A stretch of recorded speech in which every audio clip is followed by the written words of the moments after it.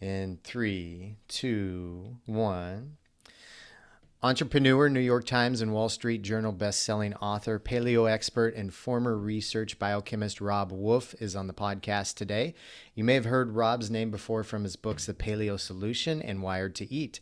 Robb is the former California State Powerlifting Champion, an amateur kickboxer, and Jiu-Jitsu enthusiast.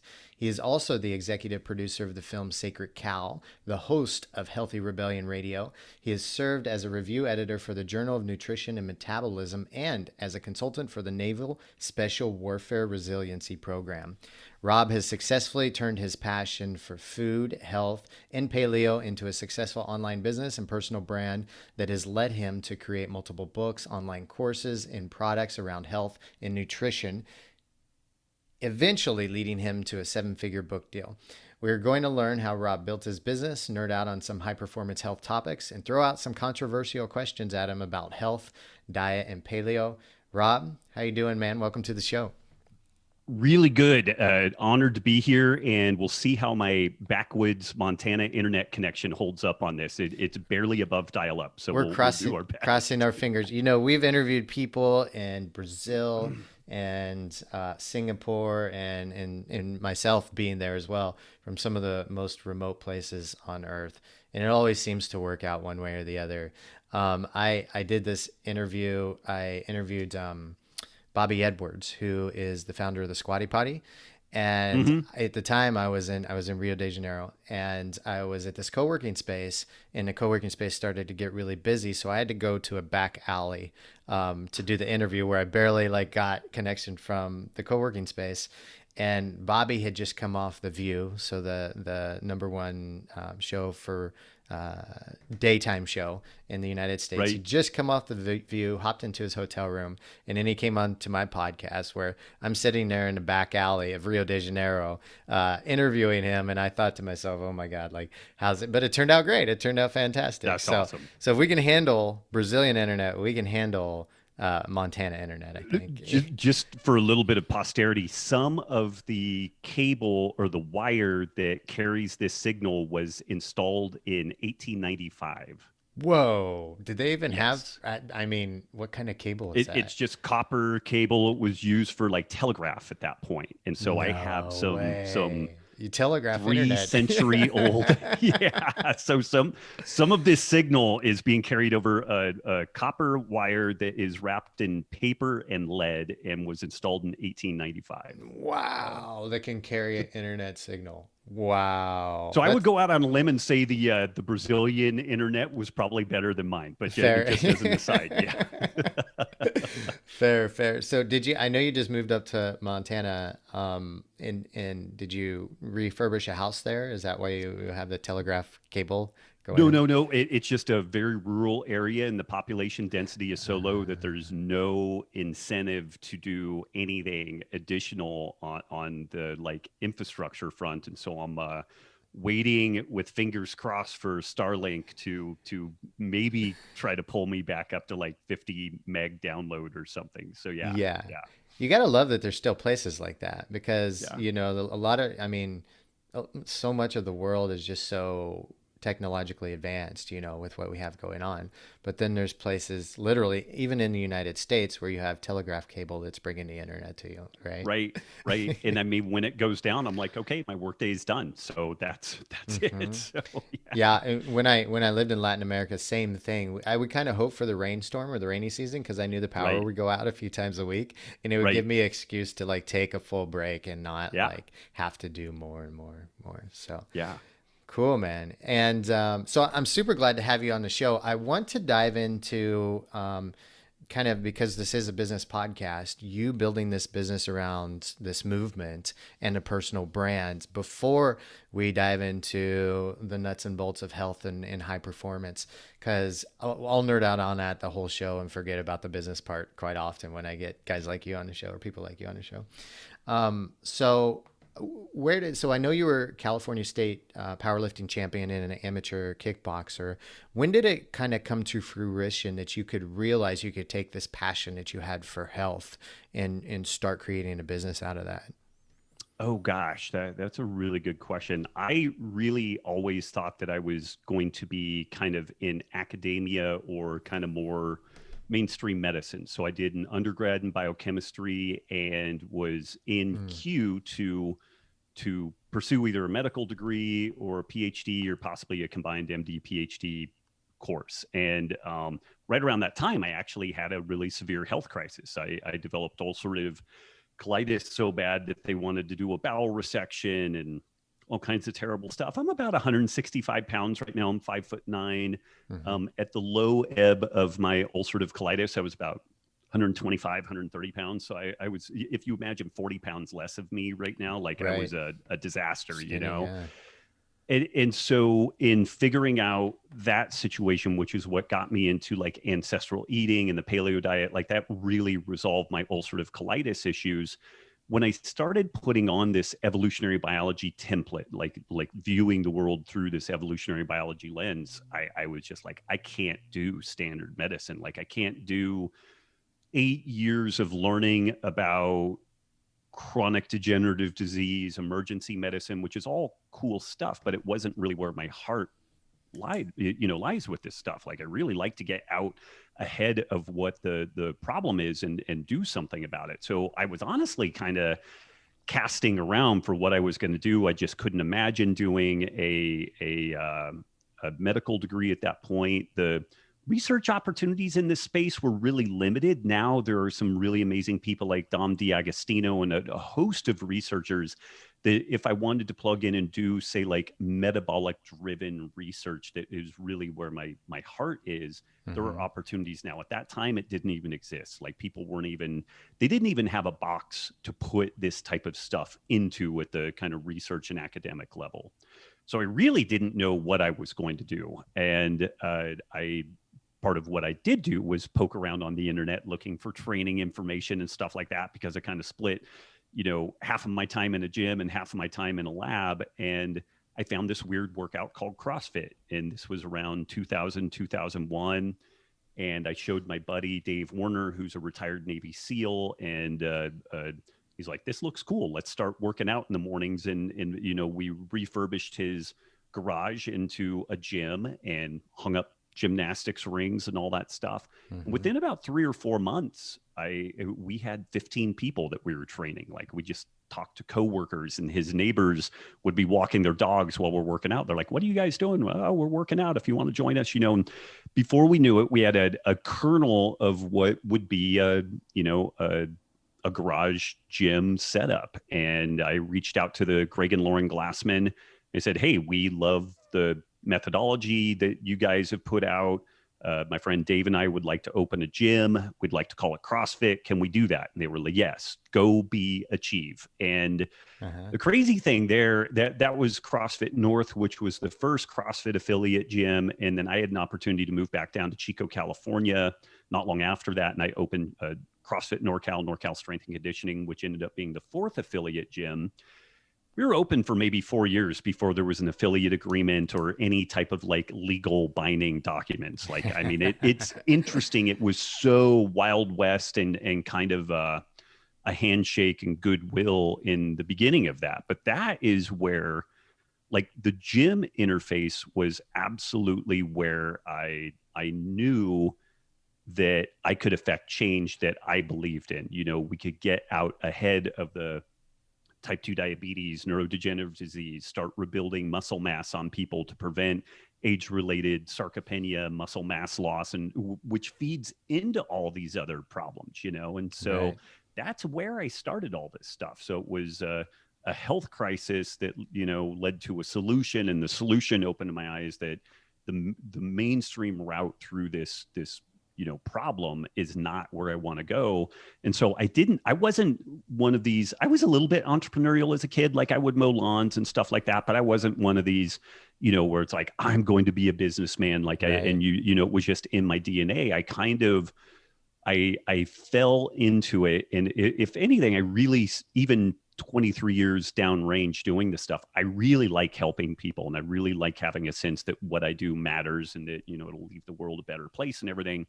And I knew that if I could bend people's ear about this ancestral health model, get them moving a little bit in that direction, make them aware that their sleep is important and their food is important, and community and all these things, and help them to foster that it could really make profound beneficial changes for them. And so I kind of stumbled into it, but it's really been a boon for me, for sure.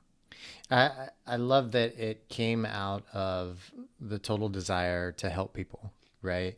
And we find so many people, they'll read the book The 4 Hour Work Week, and they'll want to create an online business, and they'll want to live some like location independent type of life where they could work from anywhere in the world, but they just don't know where to start. And often, like, we'll talk to individuals like yourself, that it all started from a desire to really help people. And so for those individuals listening out there, maybe that's a really good idea to look within yourself. It's like, how can you best help people? How can you best serve people? And when you serve people, then the evolution of the business can form around that foundation, as opposed to the foundation of just creating a business to give you freedom and figuring out then what to do. Sometimes both work, right? And they both create amazing things. But I love listening to your story and how that all came to fruition through you. And I'd like to ask Robb, like, in the structure of the business, has there ever been a part of it? So you went from basically creating gyms to what was the next part? Like creating gyms, becoming a quote unquote similar, like a personal brand, whether you were trying to or not, right? And then what was the next part of the business growth for you and your team? Yeah. And it's interesting. I would say, even though I put up a webpage, robbwolf.com, very early on, I would say that I've been very slow in like developing a specific like personal brand. Like it's like, yeah, I'm Robb and this is my website, but here's all this information. Like, don't worry too much about me. Like, here's the stuff that's going to help you. So I didn't go really for the jugular of like, hey, I'm this like online, fitness celebrity thing. And honestly, at the time that we did all of this, that wasn't even quite really a thing. So my first book was released in 2010. I started a podcast at that time to support the book. And honestly, the podcast was a response to the just unbelievable amount of inbound emails that I would receive with questions. So many interesting questions, but I type at about 15 words a minute and I speak at, 400. And so there was this new thing called podcasting at that time. It was reasonably new in 2010.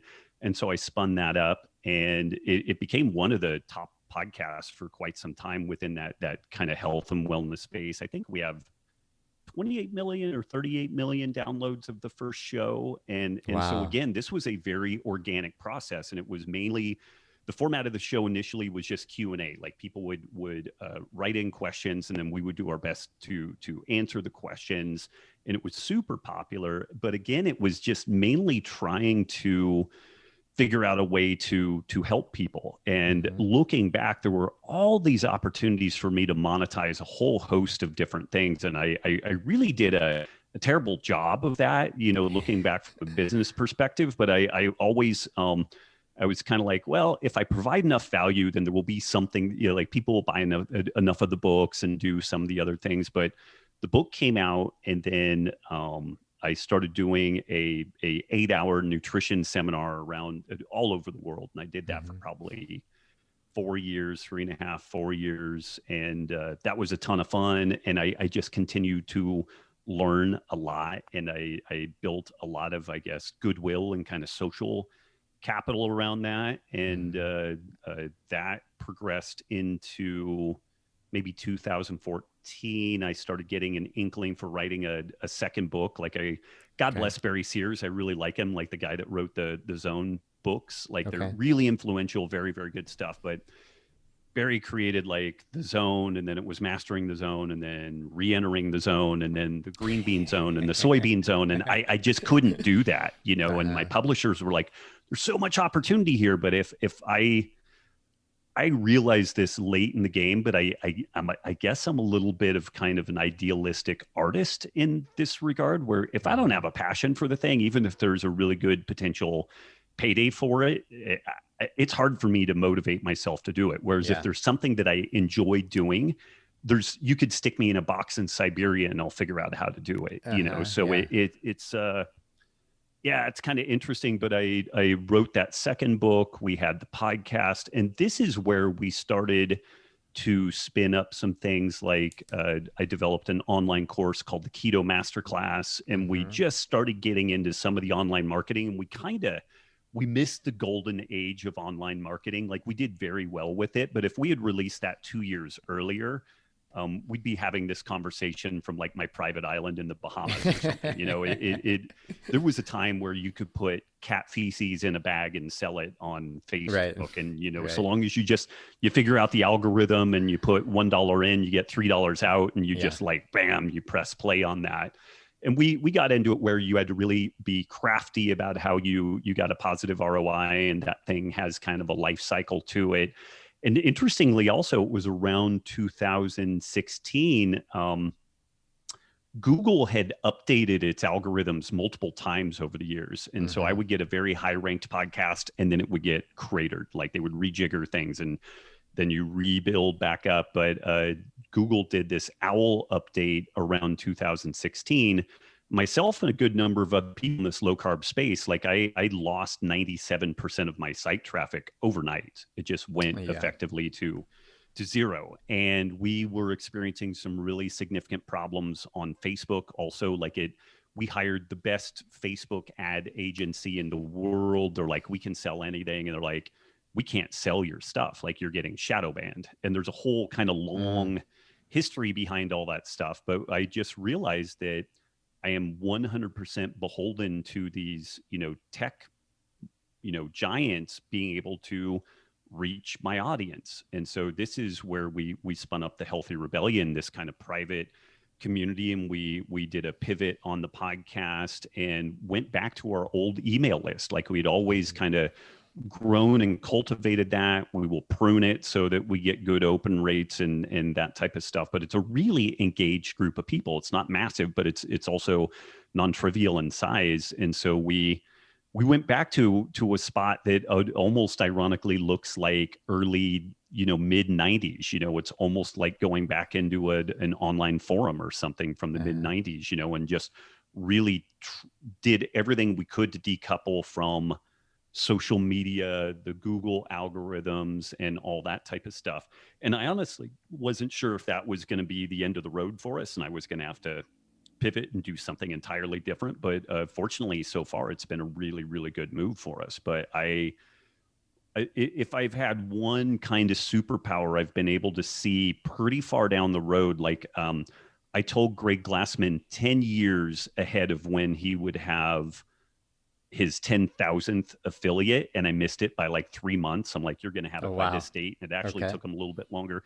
I'm pretty good at seeing these trends. And I really had a sense back in 2016 that folks kind of in this contrarian medical and health perspective, particularly on kind of the low carb, paleo, keto space, they were going to run afoul of whatever the internal goals are of outfits like Facebook and Google. I think that it challenges a lot of the accepted health dogma. There's a lot of drama around the perceptions of animal husbandry and climate change, which is why I did the book and film Sacred Cow, which really tackles a lot of that. But I had the sense that there was going to be an expiration date and how long and how effectively I could reach people online. And so I really decoupled from that and plugged into this thing that I had an ecosystem that I had pretty much total control over as much as possible. And we went with a platform called Mighty Networks, and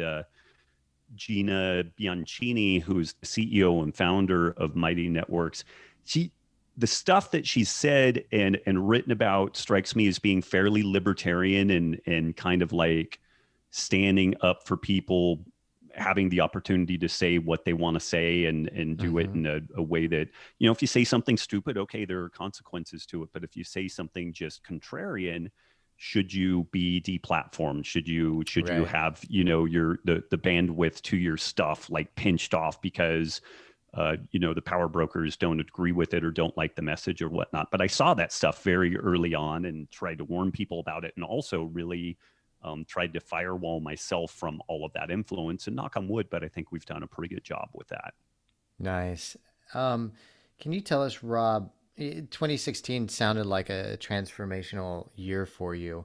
I'd like to know a bit about maybe some time in growing the business in the earlier days when um, you were you were concerned with whether the business was even going to make it or not. You were having financial troubles. How you kind of either dug yourself out or figured, or just stayed committed to the path of serving people and helping people during that time. And it sounds like 2016 was part of that because you were questioning whether that was even going to continue or not. But how about in the earlier days? Was there a time that came up for you? And if so, what did you do to keep going? Man, yeah, I mean, and this is, it's a long story. I'll try to be really concise with it. But Okay. the first 2 years that my wife and I ran the brick and mortar gym, we worked a part-time physical therapy assistant job also to support the gym. Like, we were putting money into the gym because we Okay. had absolutely no idea what we were doing. We had no systems. This is an interesting, like, kind of how the sausage is made backstory on CrossFit. Like, Uh huh.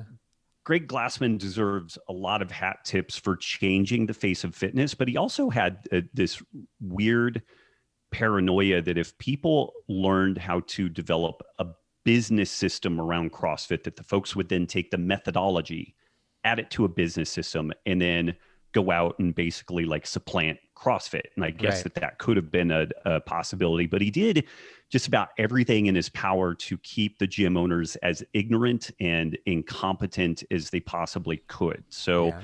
anybody that suggested systematizing the business, having some software like MindBody Online or something like that to run it, like any yoga studio, any facility that deals with youth sports where you're checking people in and you've got this high throughput, anybody with any sense does stuff like that. But when we Mm-hmm. plugged into that scene, nobody had any type of systemization with what they were doing. And we actually did a Mind Body University seminar, which was very oriented towards growing a yoga business, but we learned a ton from that. Like, we need a beginner program, we need to emphasize personal training, and Mm-hmm. we started building all of that out. But the first 2 years of running the gym, I still have our tax records on this. We made less than $10,000 a year total as a couple those first 2 years. And the only reason why we were able to make it is that we were in a totally shitty little, 400 square foot apartment.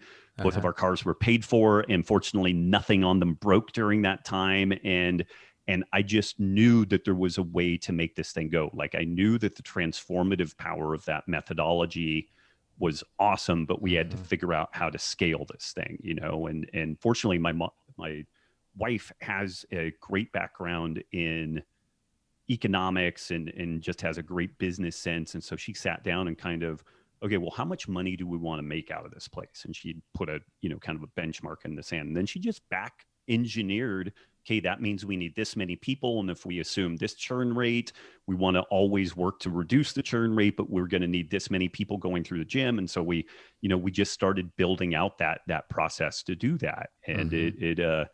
there's the somewhat of a heartbreaker is you will put as much energy into a brick and mortar facility like a gym, or I guess it could be a coffee kiosk or whatever, as you're going to put into like a technology startup. Like, you were going to work your balls or ovaries I off. like that mentality. Yeah. Yeah. But the thing to keep in mind is there is not remotely the potential upside Right. of something that could potentially scale. Now, that doesn't necessarily mean you don't do it. And I have a friend that opened kind of a coffee kiosk, and it grew into a small, roadside coffee stand, and he absolutely loves it, and he makes a decent living doing it, and he just loves the community, and he's good. Like, he likes all that. But if you have but he's also wedded to that. He's at a spot now where he can take vacation and go out and do some other things, but it is not the 4-hour work week. It is not a set it and forget it. business where you run it from, the back alleys of Rio or something like that. It is completely dependent on his at least intermittent check-ins with this thing to keep the thing going. Like he establishes the culture. And so, it's from like the E-Myth perspective, it's not this franchisable, replicatable kind of entity. I guess it could be if you really got in and did something with it, but it's just something to keep in mind. Like if money is the primary driver, I'd be a little bit careful about what you plug into. Like you need some thought about what might be scalable, but sometimes you don't know. Like, it's a lot of these service-based businesses, I think, because I know I'm bouncing around here a lot, but I think customer service experience continues to get worse and worse and worse, whether it's going to like a big box Home Depot type thing and you want to ask somebody a question about like, well, you've got 50 different barbecues here. Like, why should I pick this one versus that one? And the guy's like, I don't know, that one's nice. And it sucks. It's like, it's totally ridiculous. There's not that sense of going into your old hometown, mom and pop shop and having some, oh, well, what do you do? What do you want to do? And he asked me 5 or 10 questions. He's like, this is the one you want. And here's the list of reasons why. And you're like, okay. And now every single thing I'm ever going to buy is going to come from you, So I think that there is an interesting opportunity, even though tech has tried to algorithmize customer service because they don't want to pay people to provide that interface. It's so frustrating and it sucks so bad on an experiential level that I think there are even brick and mortar type things or higher touch interfaces. The electrolyte company that I'm a part of, Element, we really have doubled down on the customer service side. We're not outsourcing it. Everybody's native English speaker, and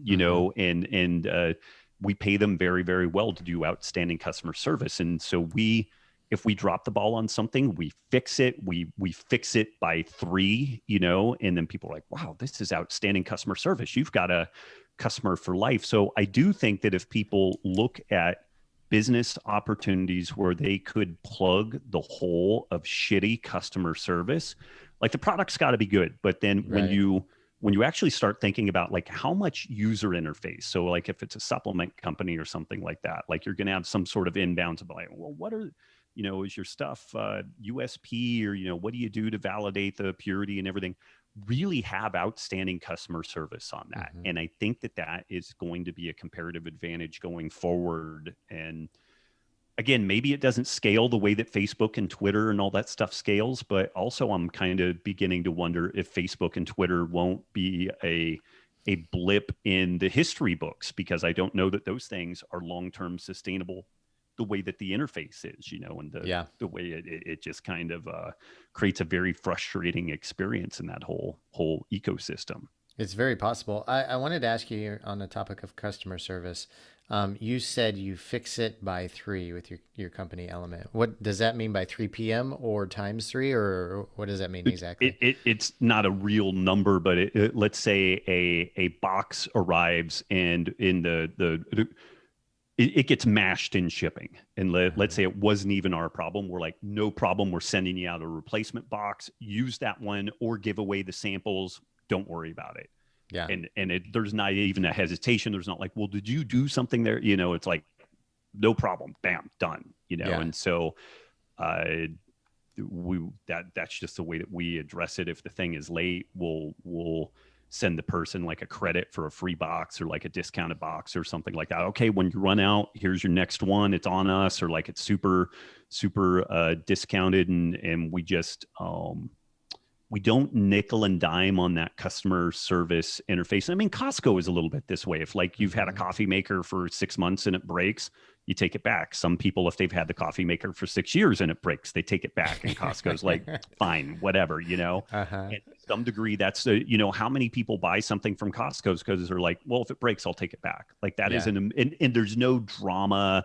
You don't have some ridiculous person like, well, do you have your receipt? It's like, well, you've got a documentation of everything I bought, so it's just easy. And that customer service experience is really, really nice. Yeah, it really makes it so nice to have that type of experience, because then you get this this ingrained loyalty to Hmm. like, hey, I bought some elements and the package didn't came 2 weeks later, and instead of going to another company, you're giving me, you say you're going to give me a credit and then send it out like the next day sort of thing.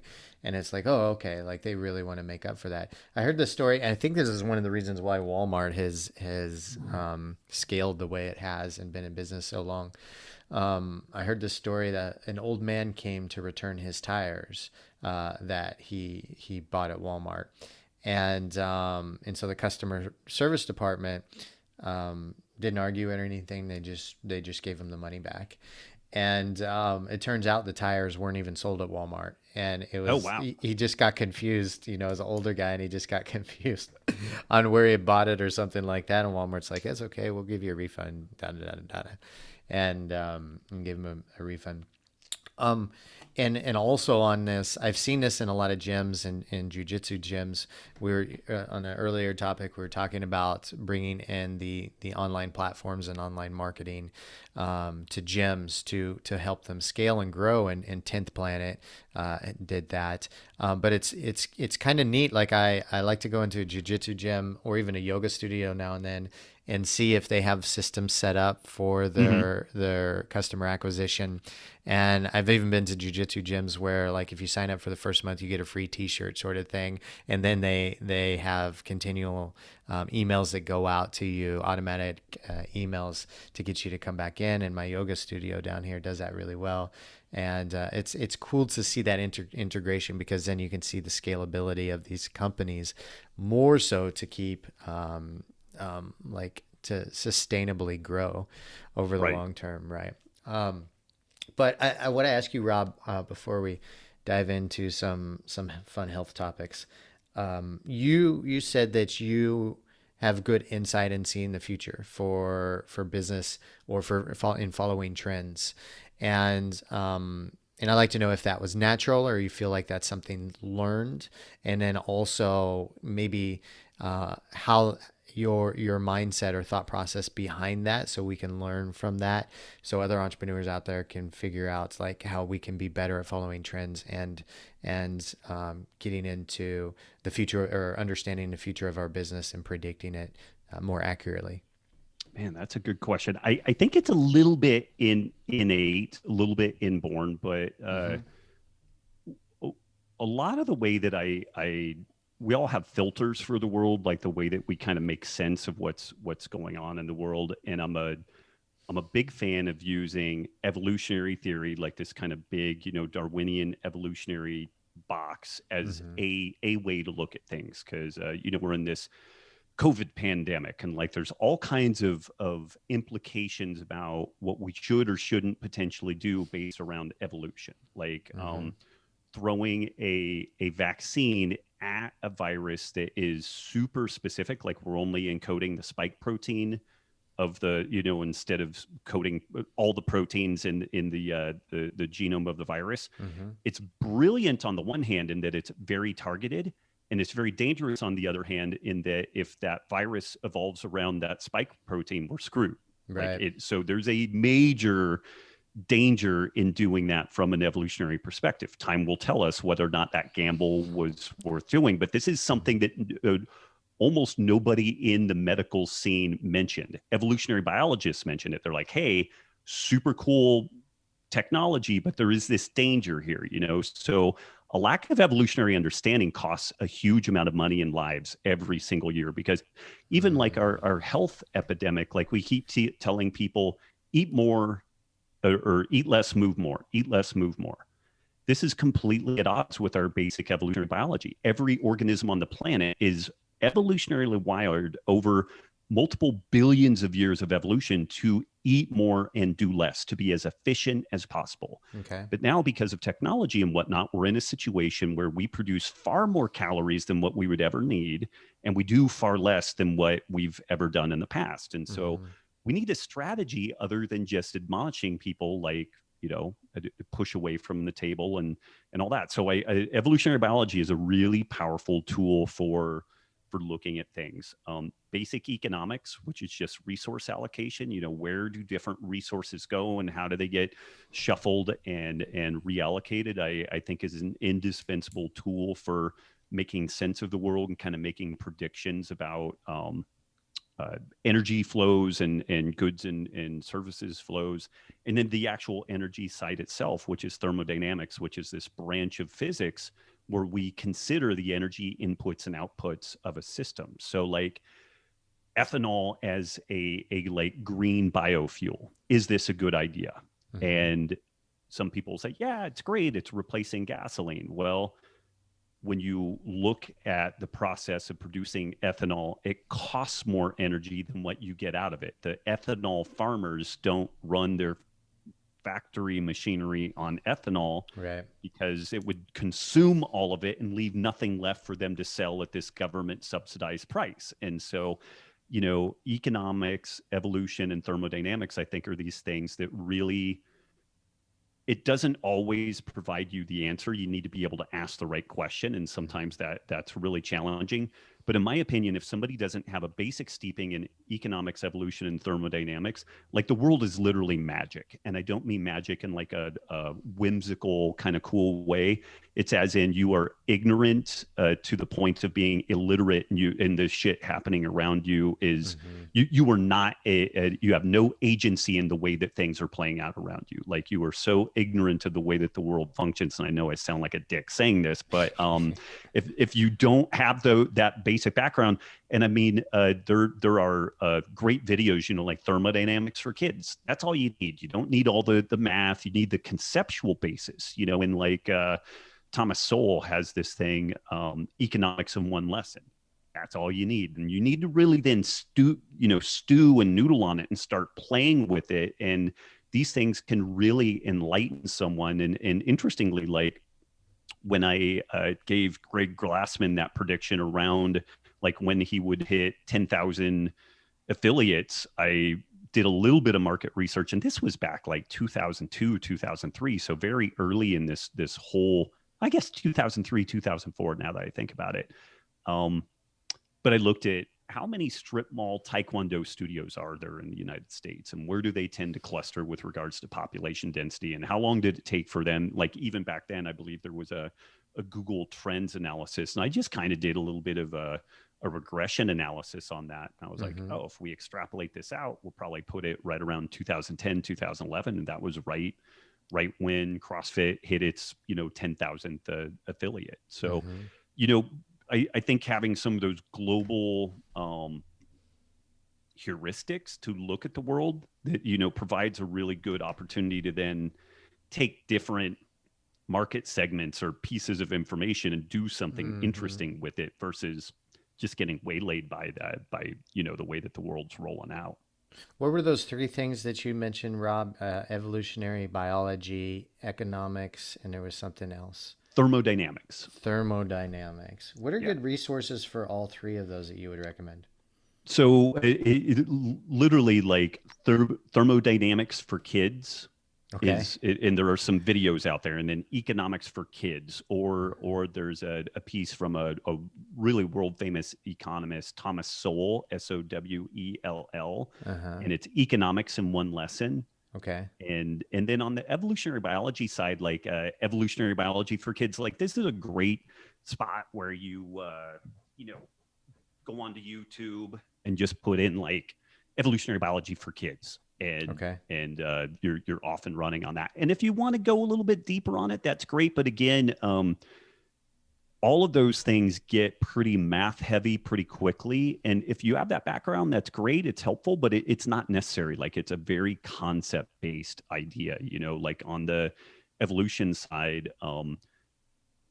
If there is a pressure applied to a living dynamic system and there's, things will tend to try to adapt around that pressure or that choke point. And the coronavirus is a really good, timely example of that, where the virus itself has a good number of proteins in it, but that spike protein is really important. It's the way it makes access into the body.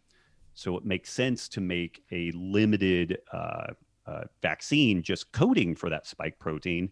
But the problem is that the virus doesn't need to do a whole lot of shuffling or changing, so that if that spike protein changes enough, the vaccine potentially no longer works. Right. And so this is some comparatively easy stuff to start looking at different challenges. And evolution doesn't just apply to biological systems; it applies to any complex dynamic system, economies, online markets. Like if what are we seeing even on the censorship side? Like as some of these kind of tech oligarchs kind of pinch folks in some areas, we see, evolution and innovation in other areas. And it's hard to predict exactly where it's going to go. That's where some of the wild cards come. But you can fairly safely say, okay, if people want to express ideas and have outlets and whatnot, but they're being suppressed, there is guaranteed going to be evolution attempts at evolving around that choke point. Right. So I'm guessing, based on how you described evolutionary biology and the COVID vaccine, that you decided that you probably didn't get the vaccination, or I didn't. I actually had COVID in November of last year. Okay. And so and I'm pretty metabolically healthy, and so I was. I think that these mRNA vaccines are going to be amazing tools going forward, like the potential that they have for cancer and neurodegenerative disease. Like it's such an amazing technology. I do, however, one of my predictions is that we're going to find that specifically going after the spike protein may prove to be an absolutely catastrophically huge error, and not out of malfeasance or anything. Like there was good thought that went into it, but they maybe should have done the spike protein and one or two other proteins, so that there was a broader complement of things that the virus would need to adapt around. It doesn't need to adapt around a singular thing. There might be 3 things it needs to adapt around instead. Yeah.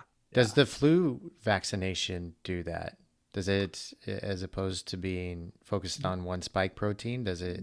Not quite in the same way, because, and maybe something like measles would maybe be a better example. If you can vaccinate a population ahead of exposure to a pathogen, then that immunity can get set up, and there's basically a wall there. But when you are vaccinating amidst a pandemic and amidst people being exposed to the pathogen may be active in a person or multiple persons while they get vaccinated. And so now you've got this process where the body is trying to ramp up immunity stimulated by both the pathogen and also the vaccine. But in that time, there's an opportunity for some genetic shuffling to occur, and the opportunity for this thing to evolve around that.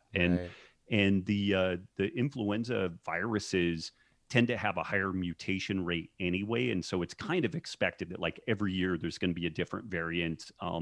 Coronaviruses generally are not super high mutation rate viruses, not compared to influenza. So this is where, like, if we could have known about this, knew it was coming, had a vaccine ready, and then vaccinated the whole population, then we would have, in theory, had this very solid unified wall of immunity, and then it would have been like a wave hitting against a really big brick wall breaker. It would have just kind of fragmented and been done.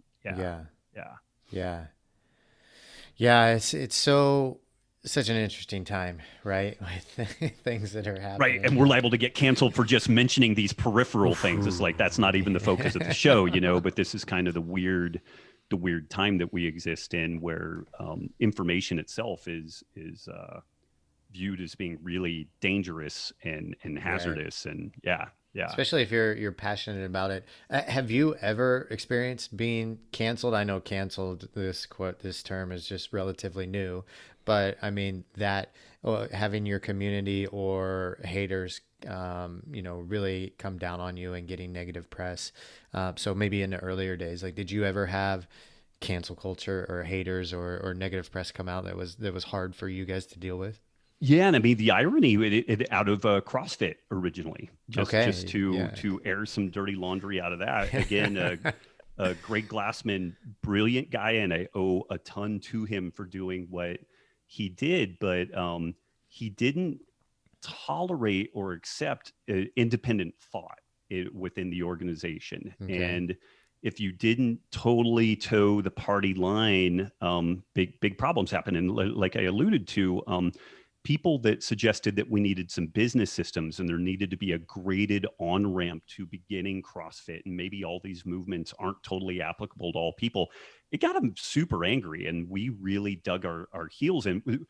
The big challenge that occurred for us is our gym, compared to any of the other gyms in the CrossFit community, was disproportionately successful. Like, we were really just like orders of magnitude more successful just based off of income, the ability for us to pay our trainers, the ability for us to pay for basic things like health insurance and whatnot for our trainers. Like, this was unheard of in that scene. Right. But we didn't run our brick and mortar day-to-day facility at all the way that CrossFit HQ suggested you should do it.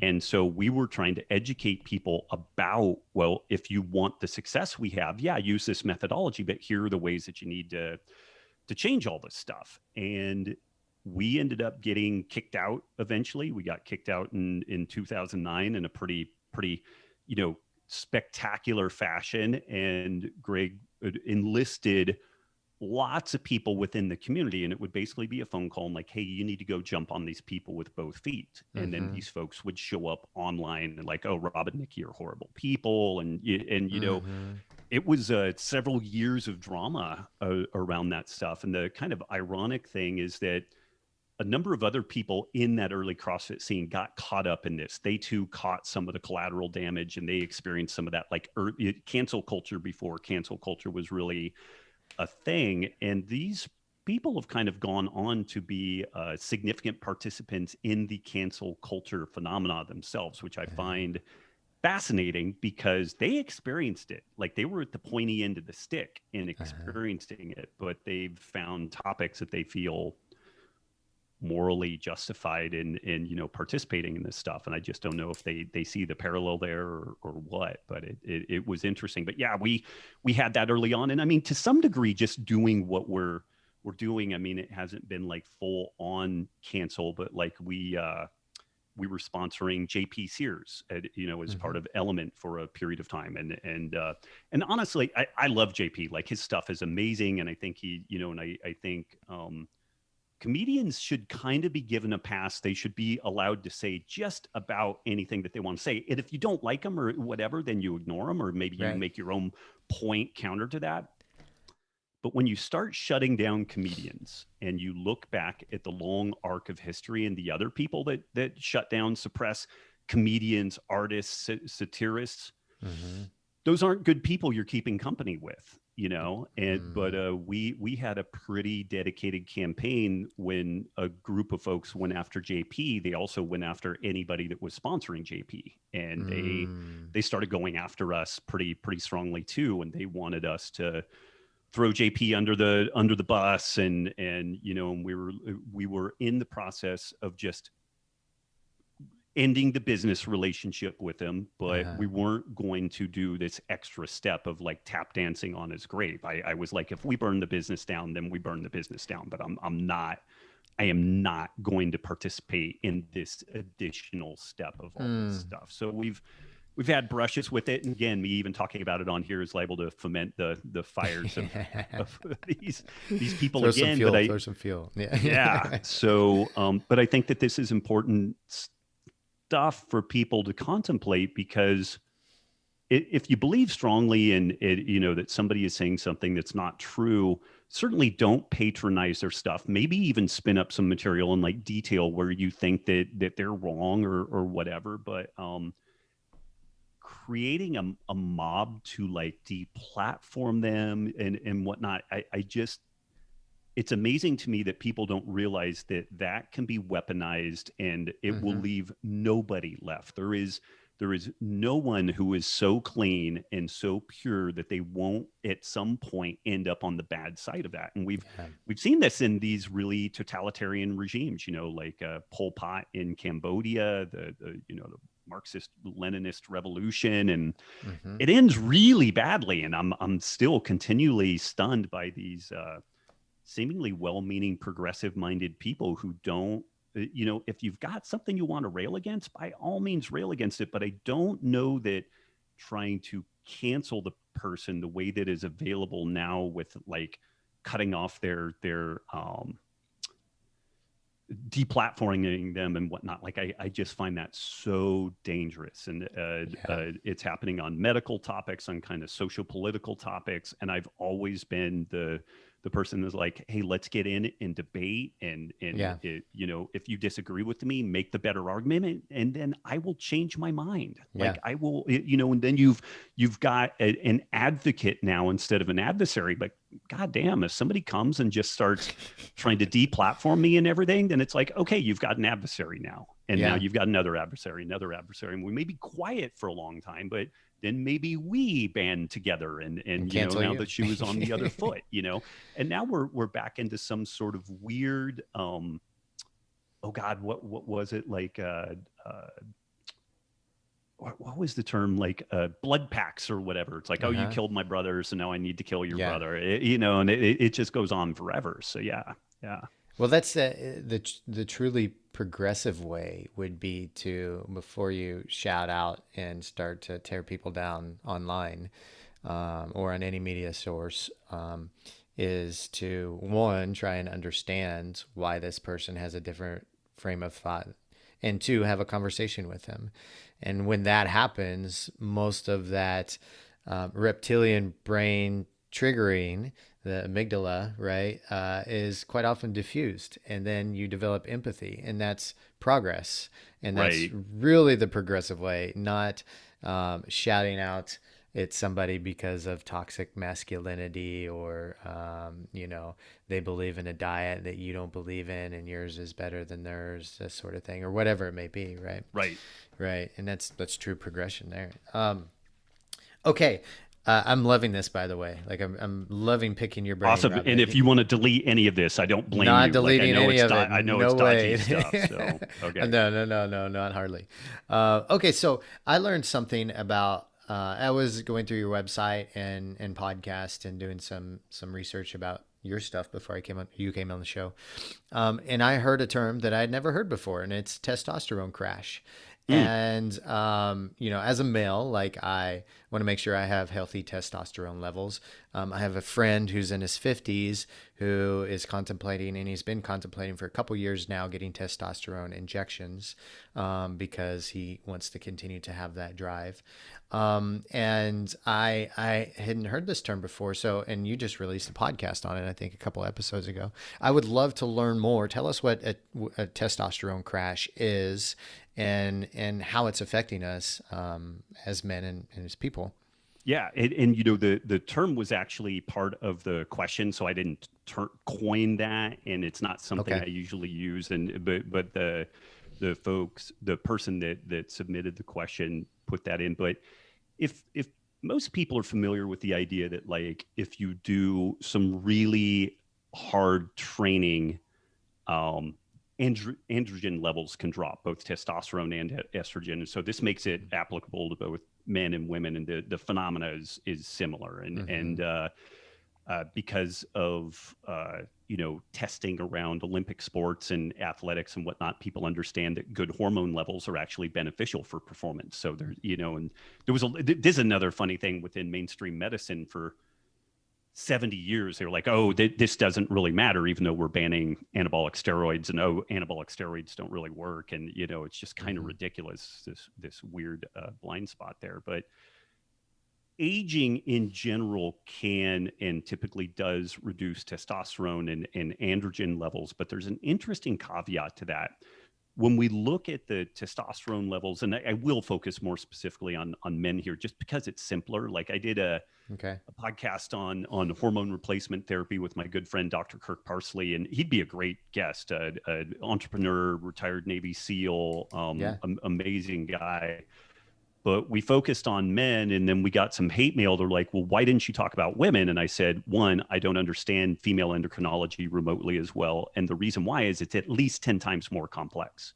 So I'm actually commenting on something I understand versus getting out over my ski tips and saying stuff that may be totally wrong, So, but the testosterone, the average testosterone levels of our grandparents or our grandfathers was about 3 times greater than what it is now at like any given age Oh, group. wow. Interesting. So the 70-year-old grandpa or great grandpa had shockingly higher average testosterone levels than people do today. Uh-huh. That's a problem. Uh-huh. When mainstream medicine looks at testosterone levels, they take what happens within the norm. So like a population of people going through the front door, they check their testosterone levels, and the normal ranges go from as low as 200 up to as high as 1100 within, say, like 18 to 25-year-old population. I guarantee you the life experience of the guy that's 25 years old and has a 200 total testosterone is shockingly less good than the person who has an 800 or 1000 total testosterone level. So this is another problem, is that normal is a meaningless term. What's optimal for you? Right. And this is where it would be really handy if folks 18, 20 years old could get a baseline, total testosterone, free testosterone, sex hormone binding globulin, estrogen, estradiol, growth hormone, cortisol, because that is your youthful profile. So your friend who's 50 years old, 50 plus years old, he's thinking about going on HRT. Well, how much does he need? What types? And, how should it be administered? And if you don't have a youthful profile, it's kind of hard to figure out what's going on there. But all that stuff said, so as a background, there seems to be a lot of pressures pushing testosterone levels down. And we don't know exactly what it is. Maybe it's poor sleep, maybe it's poor diet, maybe it's xenoestrogens in the environment. Like a lot of the constituents of plastics are these estrogen mimetics, which may be causing problems with testosterone metabolism.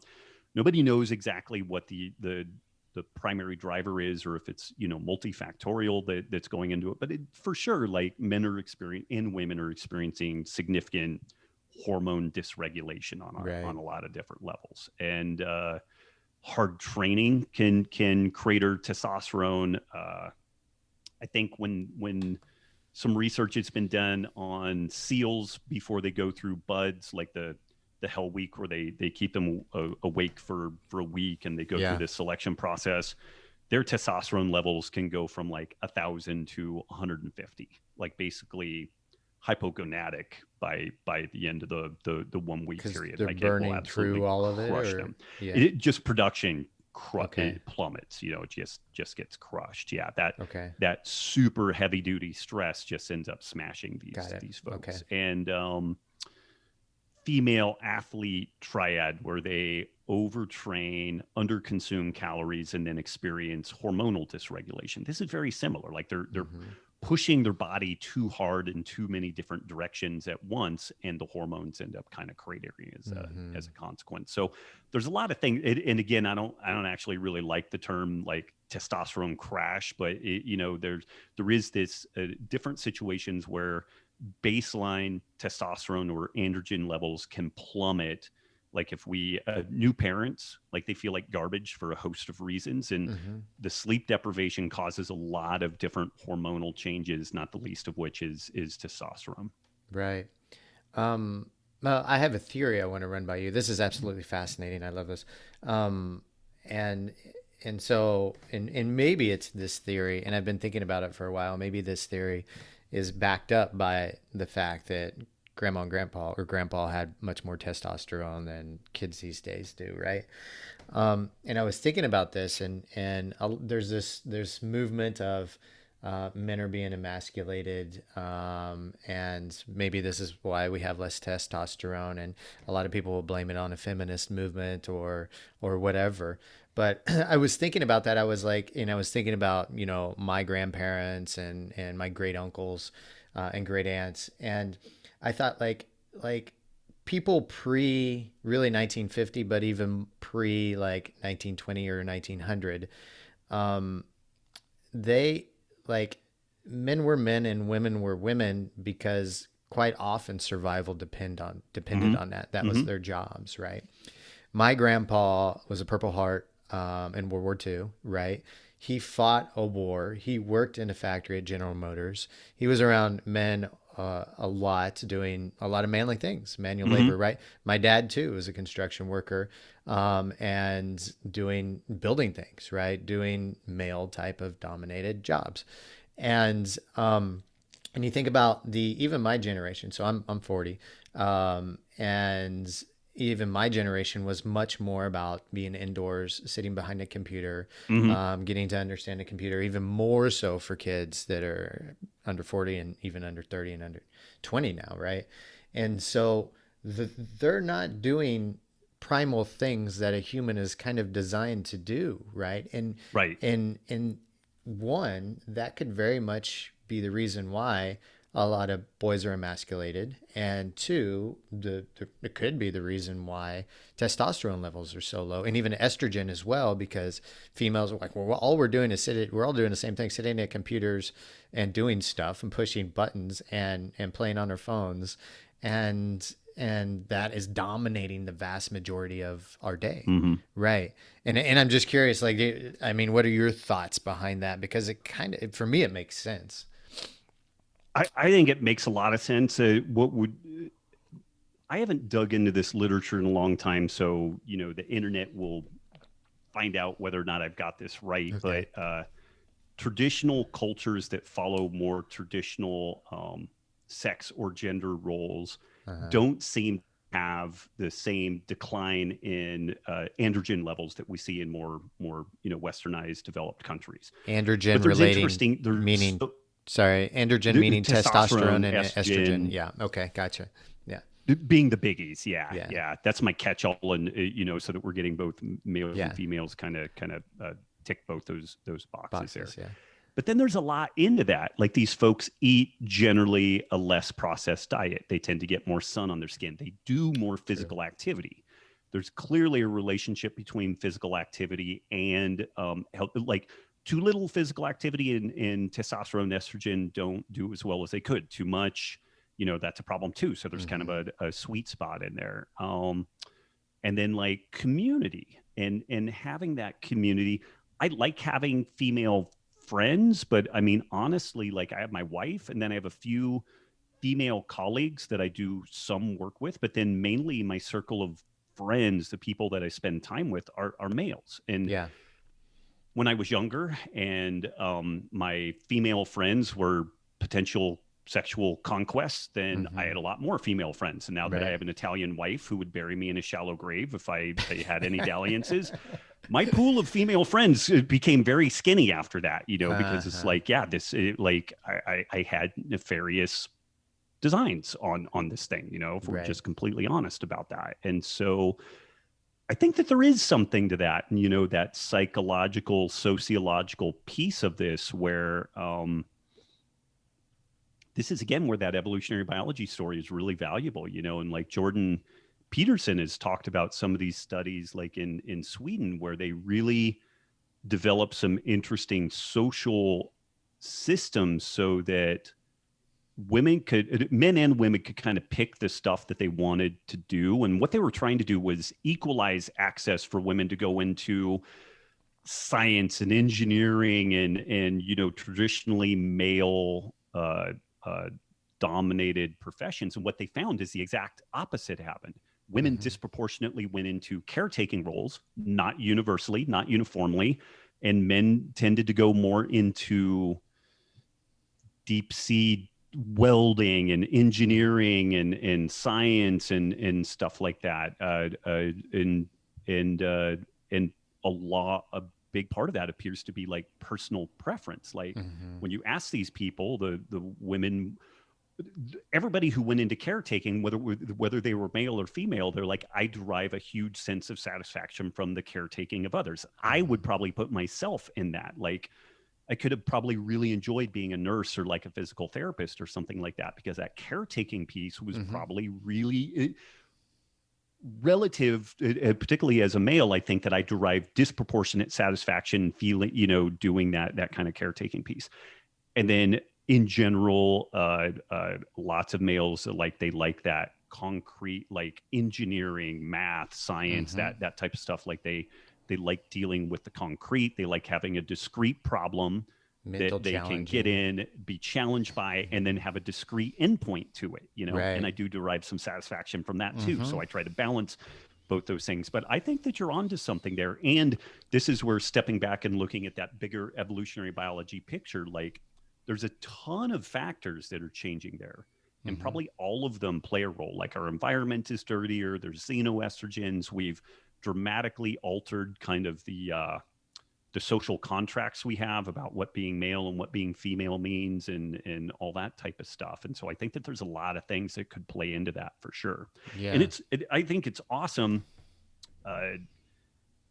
People should be able to do whatever it is that their heart, compels them to do, whatever sex or gender or whatever they choose to identify with. But at the same time, I think that there's some baby being thrown out with bathwater on that, where when we look at a population as a whole, men and women have shocking general differences in predilections. And then we have individuals that don't sort into those specific buckets.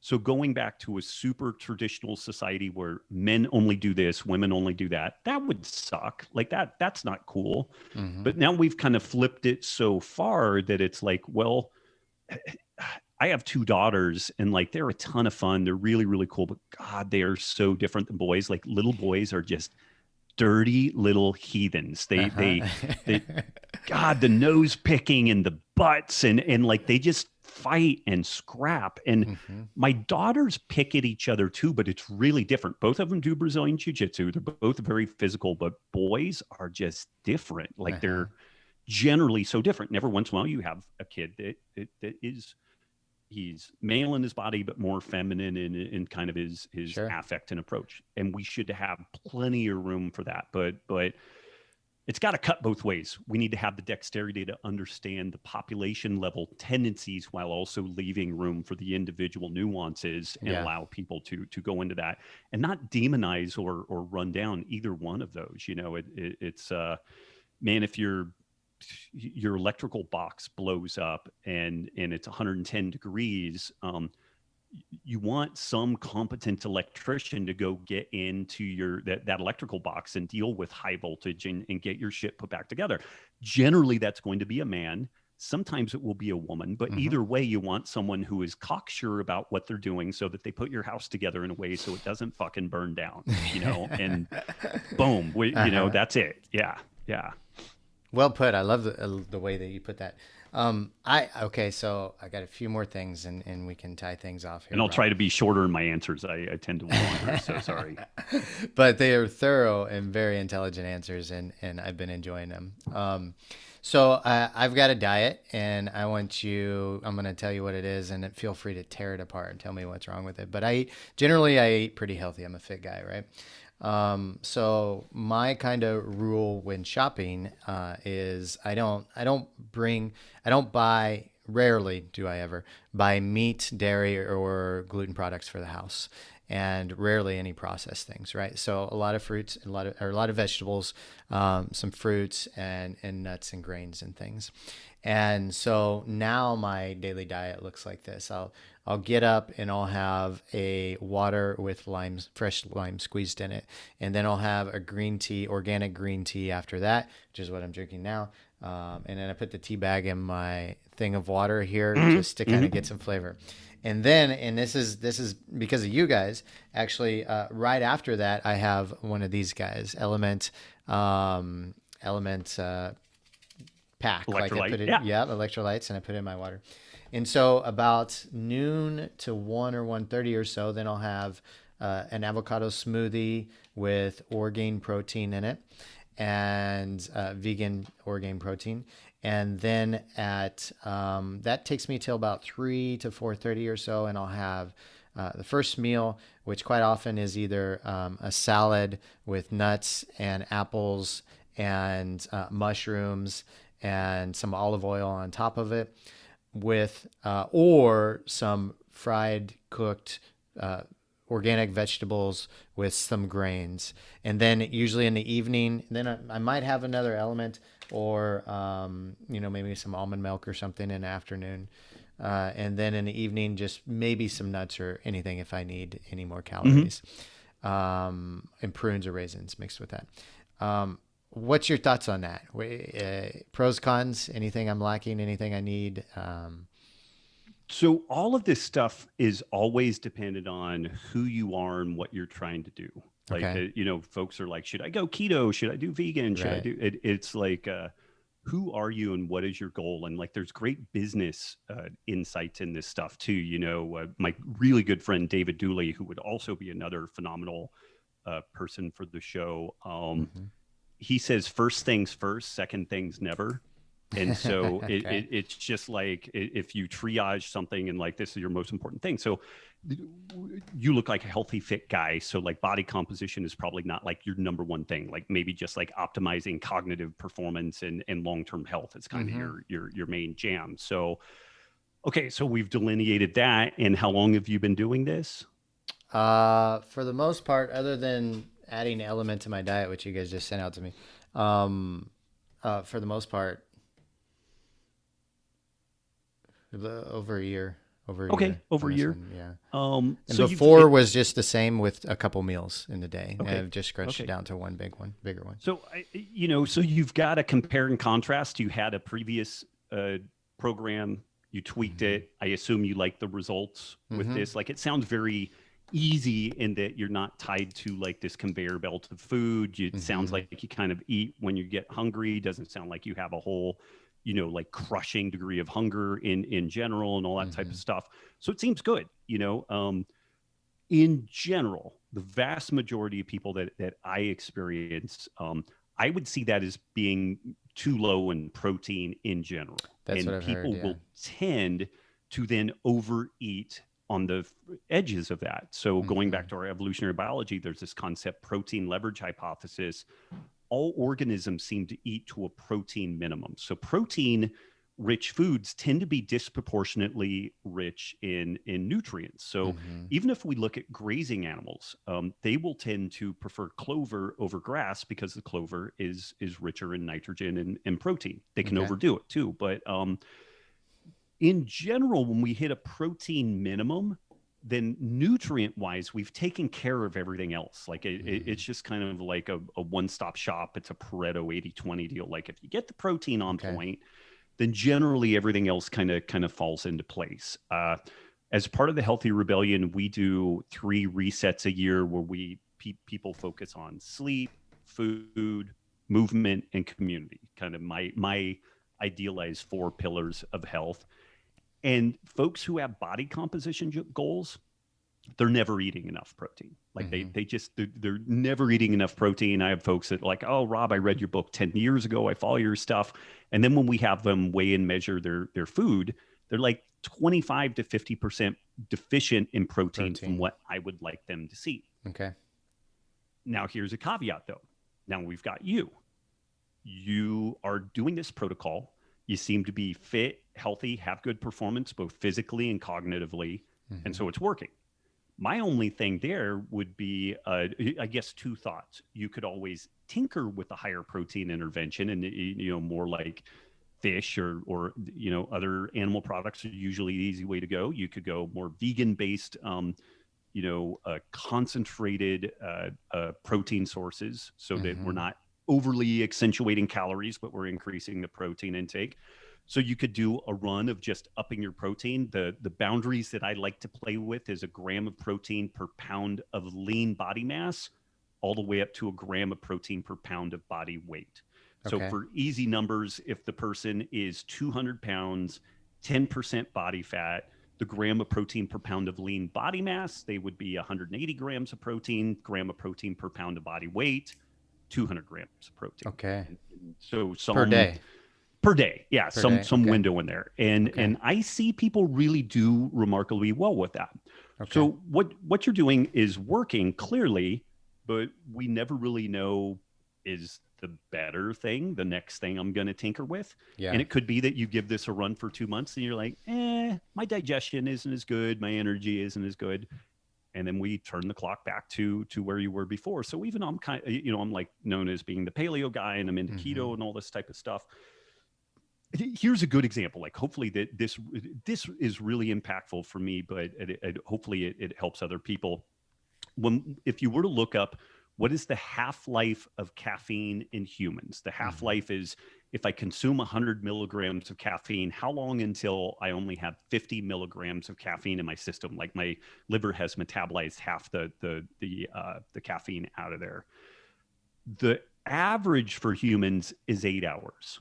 Okay. Some humans, their half-life is 4 hours. Right. And some people, it's 36 hours. Wow. So there's an almost 10-fold difference in the clearance rate of caffeine from one human being to another. And there are some people that are like, I could drink a coffee and then go to bed. And those are the quick metabolizers. And then there are people who will say, if I had a cup of coffee today, I won't sleep until 3 days from now. Right. Those are the slow metabolizers.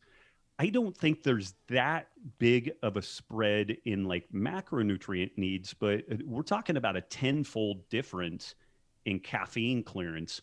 What if there's a 2 to 4-fold difference in what is optimal for protein, carbs, fat for a given human being? That means like what you need could be shockingly different than what I need. Right. And the challenge for me is having simple heuristics, simple stories to help people just get started. Because I mean, we've dug into some fairly deep, complex stuff here. We're barely scratching the surface. You can't throw the whole ball of wax at people day one. They're just going to be overwhelmed. They're like, okay, Right. you just talked at me for 3 hours and I still have no idea where to go. You Right. know, I have nothing actionable that I can do with it. But the takeaway is that I think that there are some great starting places. I think starting protein centric, figure out if you run better on carbs or fat or a combo, and then work out from there. Yeah. And I think that that's you have to have somewhere to start people. Some people start folks with a very low protein, plant-based, vegan type approach, and that's going to work great for some and probably not well for others. And I find with this more protein-centric approach works great for, most. And then for some, it's an absolute disaster. And we have to completely rejigger and abandon ship and do something entirely different. Yeah, that makes complete sense. Okay, I got another question, but real quick on time, are you okay if we go a couple minutes? Couple more minutes, yeah. Okay, yeah. cool. High performance tips. So we've talked a lot about this already, actually. I'd like to know, we always ask our guest, Rob, what's your daily routine like? What's your daily schedule like for a guy like you? Oh, man. It's been interesting because we did just move and we moved so much further north than what I've ever really lived. Like the daylight difference is really interesting, but I tend to go to bed reasonably early. We have small kids and, well, they're 7 and 9 now, so not as small, but, like this time of year, I go to bed maybe 9 and I do some reading and then I'll just fall, I have a Kindle and I wear some blue blockers. I'm reading that, and then eventually I'm just like, oh God, I'm done. I turn it off, pull my blue blockers off, and I'm out. And it's like a ninja blow dart. Like I have a really good, go to bed routine on that. I'll get up usually. If I go to bed a little early, I'll wake up 4:30 or 5 o'clock. If I go to bed a little later, like closer to that 9:30 or 10, where I fall asleep, I'll wake up. But I try to never use an alarm clock unless I have to travel. Wake up about 6 or 6:30, usually a cup of coffee, do some meditation. My wife got me into the Ziva meditation, Emily Fletcher's work. I've tinkered with like everything under the sun, and this thing just stuck. And it's been as transformative to my life as like ancestral eating was for my health overall. Like it's one of these like 3 main transformative things that I've gone through in my life. If I can do it, my best creative time is the morning. So ideally I do my creative writing and thinking. If I'm reading some articles, I do that. It's hard to do though, because the demands of the business obligations, a lot of times like some fires have popped up overnight, or like members of the team have stuff that I need to review and check off on, and they're waiting for me. So a lot of times I have to do that. It's important work, but I would put it more menial. Like it's not like my A-level work. So sometimes I have to do that early. I would love to punt all of that until the afternoon. Like ideal circumstance, I would be really creative in the morning. I'll eat breakfast around 9 a.m. usually a big whack of protein, usually some nuts with that. Sometimes I have some fruit with it. Like it kind of depends on how frisky of a jiu-jitsu day I'm going to have. We usually do jiu-jitsu about 3 days a week, sometimes a little bit more. That happens at noon. We're there for 2 hours because we have the skill part of the class and then an open mat. We come home, feed and water everybody. And then ideally I would do like the low level, like email, that type of stuff. I've completely abandoned social media. Like I have accounts, but I write stuff, give it to my assistant. She posts. And so it's broadcasts only. I just can't deal with the negativity on there anymore. Yeah. And then in the evening, so I'll sometimes do lunch, but I don't always do lunch. Sometimes it's a little snack. And then I'll do dinner with the kids. Again, kind of protein centric. If it was a hard jiu-jitsu day, I might do a little bit more fruit with the protein, but I'm kind of peri-carnivore. Like I have some GI problems. And like, if I ate the big salad that you had, like I would destroy your bathroom. Like you would need a priest and an exorcism after that. Like you would never want to use that thing again. And this is just some of where I've arrived at long-term with my gut health. Like kind of a lowish fiber diet really works well for me. Berries, melons, citrus, I do well with. Apples and pears will absolutely wreck me. So I've just kind of figured out some things that I do and do not do well with. The evenings, we will do some kin stretch, like some mobility work. So we'll get it, the whole family will get out in the living room floor. And we've been listening to books on tape, kind of audible type stuff. So there are these great kids books, kind of Lord of the Rings-esque, like they're fantasy adventure type things, but they're one of them, Bark of the Bog Owl, like it's a 3-book series. They're amazing. Like the people reading them do multiple voices and they do a little bit of sound effects with it. It's very minimal production, but they're fun and like they're super engaging. So while we're doing some mobility work, the whole family is just hanging out, and that's most days. We'll get out. Now that we just moved, we have a lake in our backyard, and so we go paddleboarding and do some stuff like that. I lift weights like 2 or 3 days a week, but that's the bulk of the stuff. And then I intersperse business calls, interviews and stuff like that. Like I consolidate all of my interviews like this onto Thursdays, so I just kind of stack those up and do all those in one day. Yeah. Nice. Excellent. Okay, Rob, man, I've really enjoyed this show. I've enjoyed chatting with you and picking your brain and learning all the amazing things you've done with your business and your life, and learning about health and some more high performance tips. If the listeners want to reach out and learn more about what you have going on, where's the best place that they can do that at? RobbWolf.com is kind of the main clearinghouse for stuff. I do a lot of writing for Element, and that's drinkelement.com. And then I do have social media presence and I push stuff out there. I just don't answer much of anything. And if folks want to interface with me, joining the Healthy Rebellion is a good way to get access to me. But then we have our Q&A podcast once a week. It's called the Healthy Rebellion Radio. Folks can submit questions. I try to answer all of them. We jam through as many of them as we can. And the way that I continue to learn it is from the questions that people ask, because when you have a couple of 10,000, couple of 100,000 people looking at the world and noodling on what's going on, like that's where your news aggregator occurs, is where people find something new, find something interesting, get a cool idea, and then they ping it to me, and I do the best I can to unpack that and put my own thoughts on it. Very cool. Rob, I want to thank you so much for coming on the show. Thank you for sharing all your tips and tricks and wisdom with us. We really appreciate it. Thank you so much. Huge honor. Thank you. And listeners, we're going to wrap up there. Thank you guys for tuning in once again, and we'll see you on the next episode. Goodbye, everybody.